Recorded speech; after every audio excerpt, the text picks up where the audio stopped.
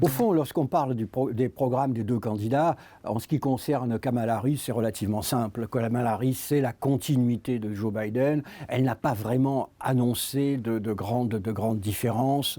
Il y aura peut-être des mesures sociales, couverture des problèmes du grand âge, mais on voit plutôt une politique traditionnelle, on favorise l'économie verte, la couverture sociale, mais ça n'ira pas très loin. En revanche, Trump, la question est ouverte. Trump, on a l'exemple du premier mandat, mais est-ce qu'il va suivre les grandes lignes du premier mandat? La question reste ouverte dans la mesure où le personnage n'est pas la cohérence même. Je pense néanmoins qu'il y a dans Donald Trump, dans l'ADN de Donald Trump, il y a 3 éléments qu'on devrait retrouver. Le protectionnisme. Il a déjà annoncé un droit de douane de 10% universel sur toutes les importations. Il a parlé de porter les droits de douane sur les importations chinoises à 70% dans certains cas. Donc je suis à peu près convaincu qu'il utilisera massivement les droits de douane, et en particulier, pas seulement contre la Chine, mais aussi contre l'Europe, non seulement pour des raisons de concurrence, mais aussi pour essayer de faire disparaître un certain nombre de législations européennes que les entreprises de la haute technologie américaine considèrent comme hostiles. Deuxième élément de la politique de Donald Trump, ça va être, au fond, le déficit budgétaire. Trump, ce qui est quand même assez remarquable pour un homme politique conservateur, Trump a été l'homme du déficit budgétaire, alors même que les États-Unis étaient dans une période de croissance lorsqu'il était président, et que la période de croissance, en général, c'est la période de consolidation budgétaire. Et donc, on a vu un Donald Trump l'administration atteindre un déficit de l'ordre de 5,5% du PIB. Il n'y a aucune raison que ce ne soit pas le cas de nouveau. Donc, les États-Unis vont continuer à imprimer du dollar. Et troisième élément, la déréglementation.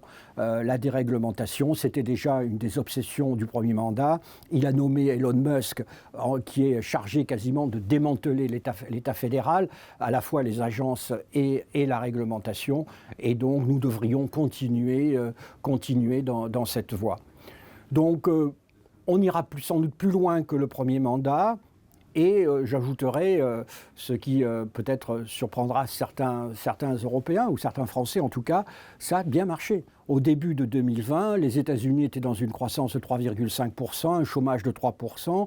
Personnellement, je suis convaincu que sans le Covid, Trump aurait été réélu. Et les Américains ont en général un excellent souvenir de l'économie sous Trump. Et lorsqu'on fait des sondages pour demander les raisons d'un vote pour Donald Trump, l'économie revient quasiment en tête. Ce sera vraiment le défi de Kamala Harris, puisque Biden, lui, a dû traiter une inflation très lourde, qui d'ailleurs était héritée largement du Covid.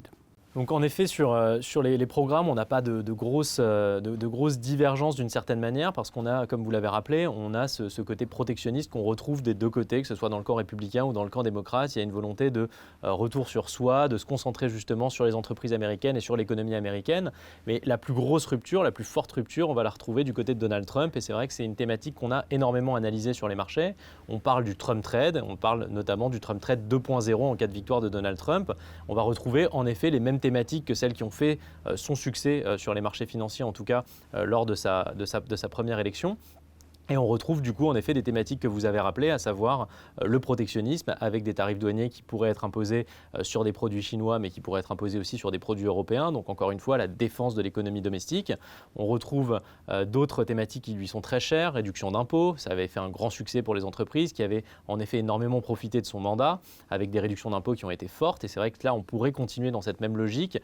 Les entreprises, en tout cas américaines aujourd'hui, et Wall Street n'a pas du tout peur de Trump. Au contraire, comme vous l'avez rappelé, ils gardent un excellent souvenir de sa présidence et justement des cadeaux fiscaux qui ont pu être apportés à ces entreprises.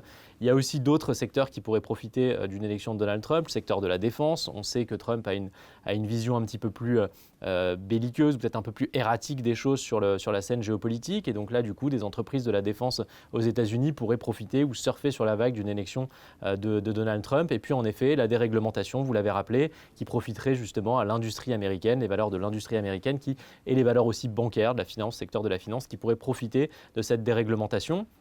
Du côté de Kamala Harris, on a un programme qui est beaucoup plus en ligne avec ce qu'on a connu sur le dernier mandat, le mandat de Joe Biden, où elle était d'ailleurs vice-présidente. C'est un programme qui est vraiment en ligne avec ce qu'on fait, qui offre une politique un peu plus stable que celle de Trump. On a vu avec Donald Trump lors de sa dernière présidence qu'on avait beaucoup plus de réactions épidermiques, de tweets qui avaient des conséquences de volatilité sur les marchés extrêmement fortes. Ça ne sera pas du tout le même profil avec Kamala Harris, qui est beaucoup plus consensuelle, beaucoup plus ouverte aussi d'un point de vue commercial, même si là aussi on cherche à se concentrer sur les États-Unis. Et puis il y a une volonté, là aussi c'est une opposition entre les deux programmes. Du côté de Trump, énergie fossile avec le retour peut-être des forages aux États-Unis. Du côté de Kamala Harris, plutôt les énergies vertes et énergies renouvelables, qui là aussi peut être une thématique assez porteuse sur les marchés en cas de victoire en novembre prochain.